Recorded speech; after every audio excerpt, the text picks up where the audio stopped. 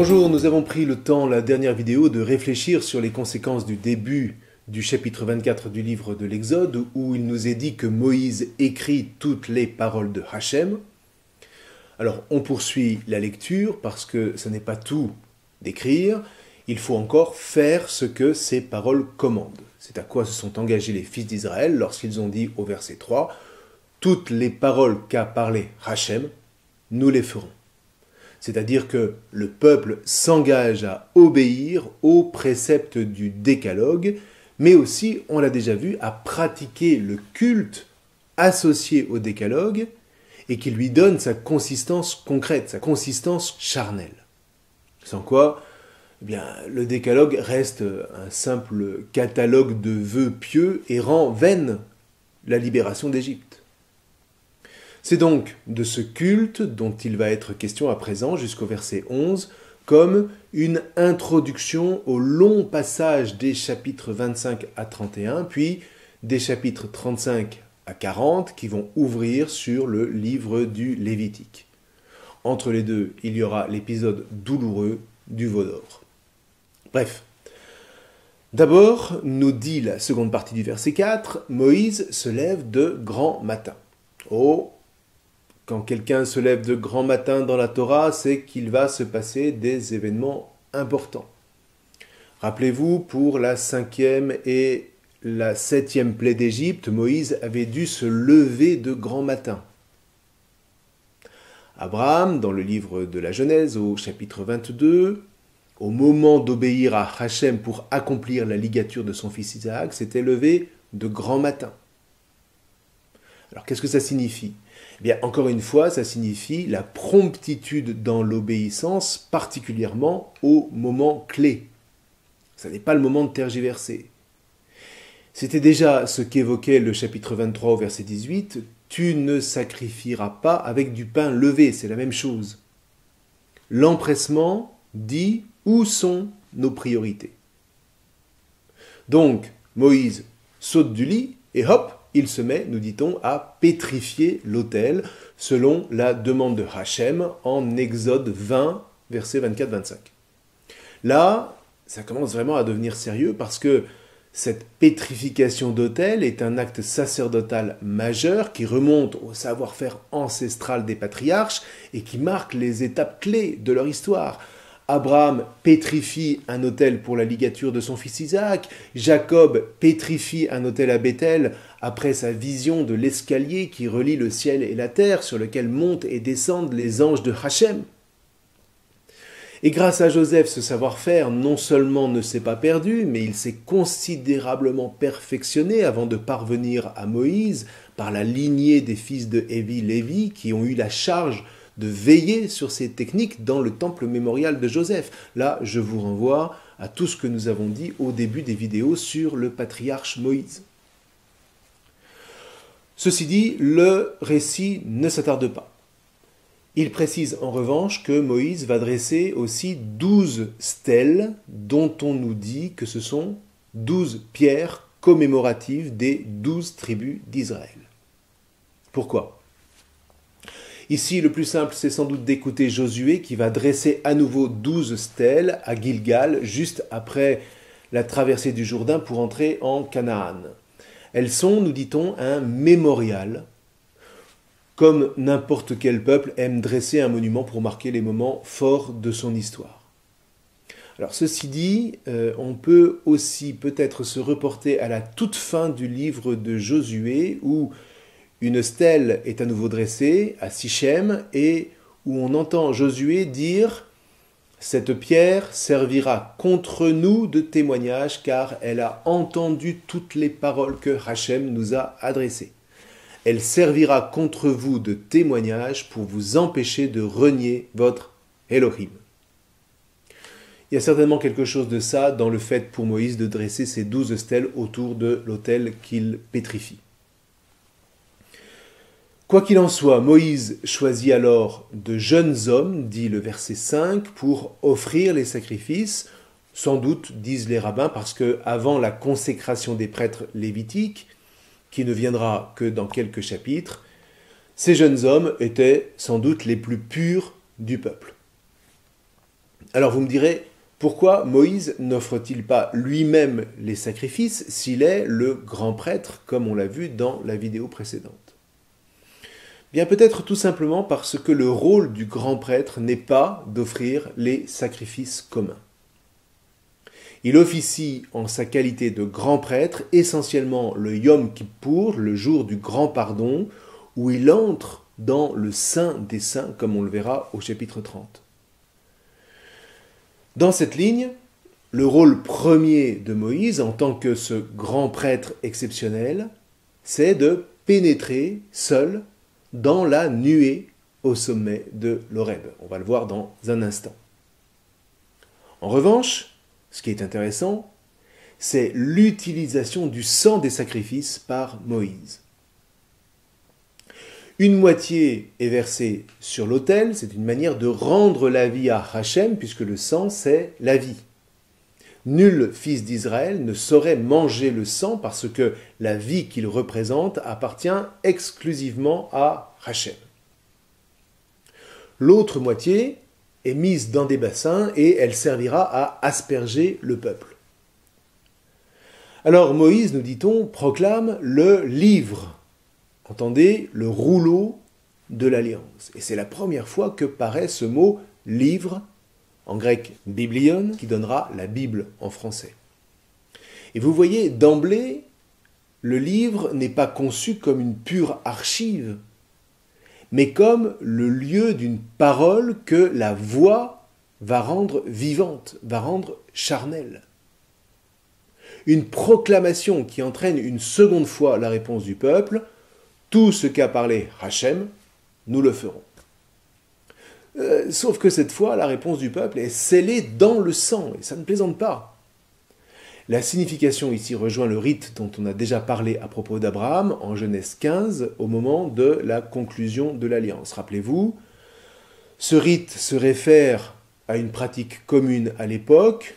Deux parties font alliance pour une affaire quelconque, en tranchant un animal et en marchant entre les deux morceaux, donc en piétinant le sang pour signifier que celui qui rompt le contrat subira le sort des animaux, c'est-à-dire que son sang sera versé à son tour. Sauf qu'ici, on n'imagine évidemment pas que tout un peuple fasse ainsi, donc Moïse asperge le peuple avec le sang des bassins et scelle l'alliance dans le sang entre Hachem et son peuple. Maintenant, plus question véritablement de revenir en arrière. Et là, comme à chaque fois qu'une alliance est conclue dans la Torah, il y a un moment de révélation. Non pas à tout le peuple, mais aux anciens qui montent avec Moïse, comme l'avait demandé le verset 1. Alors ceci dit, on ne dit pas qu'il monte sur la montagne. D'ailleurs, au verset 12, Hachem invitera Moïse à la gravir explicitement. Donc ici, c'est plutôt d'une extase qu'il s'agit avec la vision qui lui est associée. Alors, on ne doit pas ici entendre littéralement qu'il voit Hachem, puisque dans quelques chapitres, Hachem dira à Moïse qu'on ne peut pas le voir sans mourir. La tradition du Targum dit explicitement qu'il voit la gloire de la Shekhinah, c'est-à-dire la gloire de la présence de Hachem, cette présence qui avait accompagné le peuple lors de la traversée de la mer. Et cette présence, le texte la décrit ici comme étant les pieds de Hachem, c'est-à-dire comme le symbole de sa souveraineté, comme on dit que Hachem soumet tous ses ennemis sous ses pieds. Et le reste, ma foi, le saphir, la limpidité du ciel, eh bien ce sont des visions prophétiques comme en auront Isaïe, Ézéchiel ou Jean dans son Apocalypse. En tout cas, c'est quelque chose d'indicible. Comme cette lumière du premier jour de la création, une lumière que les yeux ne peuvent pas voir. Si on veut se faire une idée de ce qu'ils ont vu néanmoins, il suffit peut-être d'aller lire le livre de l'Apocalypse. Au chapitre 15, il est écrit J'ai vu comme une mer de cristal mêlée de feu, et ceux qui sont victorieux de la bête, de son image, et du chiffre qui correspond à son nom. Ils se tiennent debout sur cette mer de cristal. Ils ont en main les cithars de Hachem. Ils chantent le cantique de Moïse, le serviteur de Hachem, et le cantique de l'agneau, et ils disent « Grande, merveilleuse tes œuvres, Seigneur, Hachem, souverain de l'univers. Ils sont justes, ils sont vrais tes chemins, roi des nations. » Eh bien voilà la présence souveraine que contemplent Moïse et les anciens. Du coup, si on prend au sérieux la lecture chrétienne de ce passage, qu'est-ce qu'ont vu les anciens dans leur extase? Eh bien, ils ont vu ce que voit Saint Jean. Ils ont vu l'agneau victorieux, la gloire de Hachem. Ils ne peuvent certainement pas encore comprendre, mais le moment venu, après la résurrection du Christ, dans la lumière de son esprit, nous serons capables en tant que chrétiens d'entendre ce que les anciens ont pu contempler de leurs yeux. C'est prodigieux. Alors ensuite, on nous dit qu'ils mangèrent et qu'ils burent. On a là la première mention du festin que Hachem prépare pour son peuple en récompense de sa fidélité et qu'Isaïe, par exemple, va décrire comme un festin de viande grasse et de vin capiteux. C'est en Isaïe chapitre 25. Alors on reste dans la vision extatique, mais il n'empêche, on a ici la base de la tradition qui demande qu'après avoir écouté la Torah, on se réjouisse par un grand festin. Vous voyez, on touche ici à la question encore une fois du charnel. Vivre en Hachem pour l'homme, ça ne signifie aucunement abandonner l'enveloppe charnelle qui est constitutive de l'être homme. Or, cette chair a besoin de manger et de boire. Et c'est exactement ce que nous vivons en prémisse lorsque nous, chrétiens, nous célébrons l'Eucharistie. Nous écoutons la parole et ensuite nous partageons le repas du Christ, le repas de la nouvelle alliance scellée dans le sang du Christ. D'ailleurs, au cours du dernier repas avec les apôtres, Jésus reprendra à son compte les paroles mêmes de Moïse à propos du sang de l'aspersion. « Buvez-en tous, car ceci est mon sang, le sang de l'alliance, versé pour la multitude, pour le pardon des péchés. » C'est tout ça qui joue ici.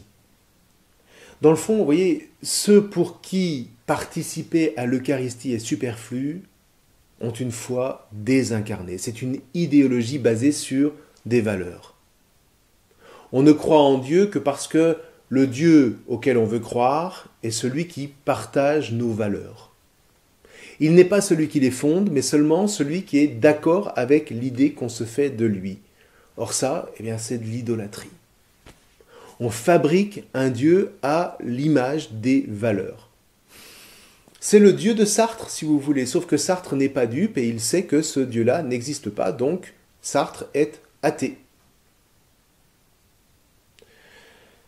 Tout ce qu'on dit aujourd'hui à propos des valeurs, de la liberté de chacun, de la sincérité, de l'engagement, etc., tout ça, c'est Jean-Paul Sartre. Et c'est une idéologie dont on paye lourdement aujourd'hui les conséquences désincarnées. En tout cas, ça n'est pas biblique du tout. Ce qui est biblique, c'est ce qui est charnel. C'est ce qui rassemble un peuple dans l'assurance d'une alliance qui n'est pas scellée avec une idée de l'homme ou de Dieu, mais une alliance scellée avec l'homme charnel et avec un Dieu non moins charnel. Un Dieu sauveur dont le maître mot n'est pas la valeur, mais l'espérance célébrée par un repas. C'est un tout autre monde. C'est le monde de la sainteté, c'est le monde à part des idéologies, des idolâtries qui reviennent toujours à l'assaut au seul titre de la raison raisonnante. Bref, une fois l'extase terminée, retour sur la figure de Moïse. Cette fois, Hachem le convoque précisément sur la montagne pour lui donner les tables de pierre, c'est-à-dire, rappelez-vous, les tables éternelles. Et là reparaît la figure de Josué qu'on avait découverte au chapitre 17 à propos de la victoire sur Amalek. Josué, c'est le guerrier qui mène le peuple à la victoire par l'intercession de Moïse. Donc il est lié de très près à Moïse. En tout cas, on nous dit qu'il était son serviteur le plus proche, le plus intime. Moïse donc laisse le peuple entre les mains de Aaron et Our, les deux personnages qui tenaient bien hautes les mains de Moïse pendant la bataille contre Amalek. Et là, à nouveau, Moïse est le grand prêtre qui entre seul dans le sanctuaire de Hachem, que voile, dit le verset 17, la gloire de Hachem, c'est-à-dire la nuée lumineuse, comme un feu dévorant. C'est une simple nuée pour le commun des mortels, mais c'est une clarté sans pareille pour Moïse, qui là pénètre dans le sein des saints célestes, qu'Isaïe décrit au chapitre 6 de son livre. Ou mieux, c'est la vision du mont Tabor. Rappelez-vous, Jésus prend avec lui Pierre, Jacques et Jean son frère, et il les emmène à l'écart sur une haute montagne. Et il fut transfiguré devant eux, son visage devint brillant comme le soleil, et ses vêtements blancs comme la lumière. Et voici que leur apparurent Moïse et Élie qui s'entretenaient avec lui. Du coup, pour les chrétiens, Moïse sur la montagne de l'Horeb, mais c'est Moïse au moment de la transfiguration. Ce que contemplent les trois apôtres qui sont montés avec Jésus, ce n'est rien de moins que ce qu'ont contemplé Moïse et Élie à l'Horeb. Là, les apôtres sont plongés dans la source même de la Torah et de la prophétie, non pas pour remplacer Moïse et Élie, mais pour s'inscrire dans le troisième moment de la révélation, qui est l'accomplissement de ce dont ces deux figures exceptionnelles ont comme l'inspiration. Les images sont les mêmes et elles s'appellent les unes les autres. Et la tradition l'a bien compris qui interprète que Moïse reçoit les tables de la loi des mains même du Verbe de Dieu, des mains même de la Memra de Hachem. Alors vous me direz, il y a plus de 1000 ans entre ces deux événements. Oui, mais n'oubliez pas Jésus quand il dit dans l'Évangile selon saint Jean, Abraham a vu mon jour et il s'est réjoui. Donc Moïse, en entrant dans la clarté de la nuée, entre dans la vision prophétique de l'accomplissement du dessein de Hachem. Et cette vision, eh bien, c'est le Christ Jésus, comme le confirme l'apparition du mont Tabor. D'ailleurs, le texte lui-même le suggère à demi-mot. Jésus, c'est le même nom que Josué. Yehoshua. Eh bien, il y a d'une part un Yehoshua qui monte avec Moïse, mais qui n'entre pas dans la nuée. Et il y a d'autre part un Yehoshua qui l'accueille dans la nuée et avec qui Moïse va s'entretenir sur la délivrance finale, où Hachem va prendre chair de notre chair pour nous livrer dans son propre sang la vie qui n'aura pas de fin. Là, qu'est-ce que vous voulez? Il faut bien 40 jours et 40 nuits de contemplation pour entrer dans ce mystère, pour s'imprégner du mystère de la Memra de Hachem. Encore que pour Moïse, la vision n'a dû sembler durer que quelques instants. Quand il va redescendre, son visage sera tellement rayonnant du mystère de Hachem qu'il faudra qu'il le couvre d'un voile. C'est ce que nous racontera le chapitre 34, versets 29 à 33. Quand il descendit de la montagne du Sinaï, Moïse ne savait pas que la peau de son visage rayonnait d'avoir parlé avec Hachem. Et les fils d'Israël eurent peur de s'avancer vers lui. Moïse les convoqua, il leur parla, après quoi il mit un voile sur son visage. Qu'est-ce que vous voulez? Ça vous transforme un homme, ce genre d'expérience. Alors, les chapitres 25 à 31 nous livreront la substance de cette vision qui ne manquera pas de nous surprendre. D'ici là, je vous souhaite une bonne lecture et surtout une bonne méditation de ce chapitre 24 du livre de l'Exode. Je vous remercie.